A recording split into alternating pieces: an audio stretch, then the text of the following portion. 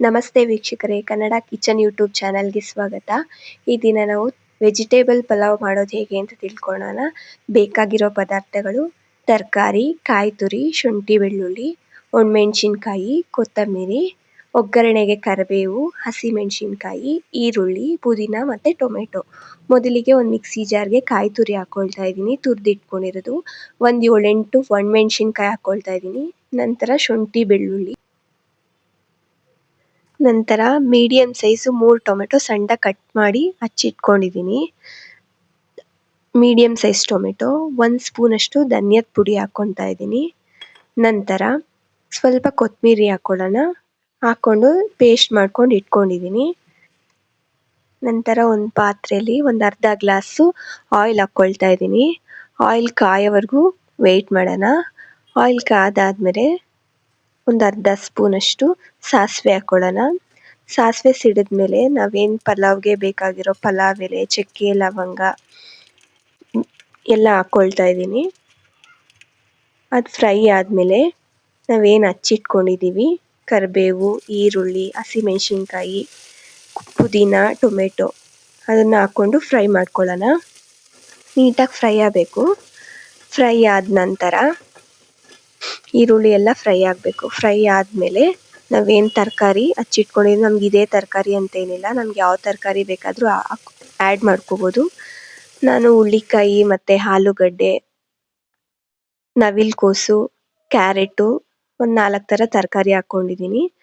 ನಮಗೆ ಬೇಕು ಅಂದರೆ ಬಟಾಣಿನೂ ನೆನೆಸಿ ಹಾಕ್ಕೊತಾರೆ, ಒಣ ಬಟಾಣಿನೂ ನೆನೆಸಿ ಹಾಕ್ಕೊತಾರೆ, ಅಥವಾ ಹಸಿ ಬಟಾಣಿ ಸಿಕ್ಕಿದ್ರೆ ಹಸಿ ಬಟಾಣಿ ಹಾಕ್ಕೊತಾರೆ. ಈ ಟೈಮಲ್ಲಿ ಸೀಸನಲ್ಲಿ ತೊಗರಿ ಕಾಳು ಮತ್ತು ಅವರೆಕಾಳು ಸಿಗುತ್ತೆ, ಅದು ಸಹ ನಾವು ಹಾಕ್ಬೋದು. ನಾನು ತೊಗರಿ ಕಾಳು ಹಾಕ್ಕೊಳ್ತಾ ಇದ್ದೀನಿ. ಒಂದು ಚಿಕ್ಕ ಸ್ಮಾಲ್ ಕಪ್ಪಷ್ಟು ತೊಗರಿ ಕಾಳು ಹಾಕ್ಕೊತಾ ಇದ್ದೀನಿ. ಆಯಿಲಲ್ಲೇ ನಾವು ತರಕಾರಿ ಎಲ್ಲನೂ ಸ್ವಲ್ಪ ಬೇಯಿಸ್ಕೋಬೇಕು. ನೀಟಾಗಿ ಎಲ್ಲ ತರಕಾರಿ, ಈರುಳ್ಳಿ, ಟೊಮೆಟೊ ಎಲ್ಲ ಫ್ರೈ ಆದಮೇಲೆ ನಾವೇನು ರುಬ್ಬಿಟ್ಕೊಂಡಿದ್ದೀವಿ ಆ ಮಸಾಲೆನ ಆ್ಯಡ್ ಮಾಡ್ಕೊಳ್ಳೋಣ. ನೀಟಾಗಿ ಮಸಾಲೆ ಎಲ್ಲ ಕಲಿಸ್ಕೋಬೇಕು, ಫ್ರೈ ಮಾಡ್ಕೋಬೇಕು. ಫ್ರೈ ಆದ ನಂತರ ನೀಟಾಗಿ ಹಸಿ ವಾಸನೆ ಎಲ್ಲ ಹೋಗಬೇಕು.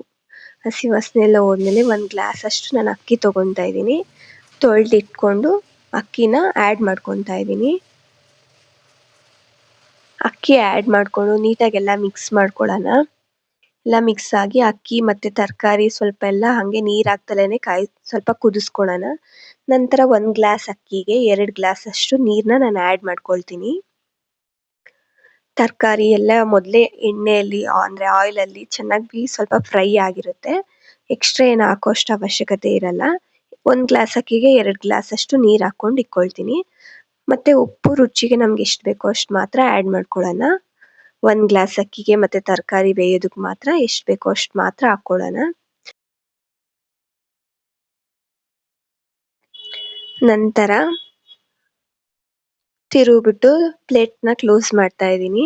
10 ನಿಮಿಷದಷ್ಟೊತ್ತಿಗೆ ನೋಡ್ತಾ ಇದ್ದೀರಾ ತರಕಾರಿ ಪಲಾವ್ ಎಷ್ಟು ಚೆನ್ನಾಗಾಗಿದೆ. ನಾನು ಮಧ್ಯದಲ್ಲಿ 1-2 ಸತಿ ತಿರುಗ್ಕೊಂಡಿದ್ದೀನಿ, ಯಾಕಂದರೆ ತಳ ಅಂಟ್ಬಿಡುತ್ತೆ ಅಂತ.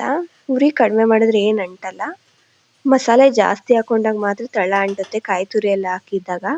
ಇಲ್ಲಾಂದರೆ ಏನು ತಳ ಅಂಟಲ್ಲ. ಎಷ್ಟು ಚೆನ್ನಾಗಾಗಿದೆ ನೋಡಿ, ತುಂಬ ರುಚಿಯಾಗಿರುತ್ತೆ. ಮೊಸರು ಬಜ್ಜಿಗೂ ಮಾಡಿಕೊಂಡ್ರು ಚೆನ್ನಾಗಿರುತ್ತೆ ತರಕಾರಿ ಪಲಾವು. ಮತ್ತು ತೆಳು ಚಟ್ನಿ ಮಾಡ್ಕೊಂಡಾಗೂ ತುಂಬ ರುಚಿಯಾಗಿರುತ್ತೆ. ಇದಾಗಿತ್ತು ಇವತ್ತಿನ ವಿಡಿಯೋ. ಧನ್ಯವಾದಗಳು.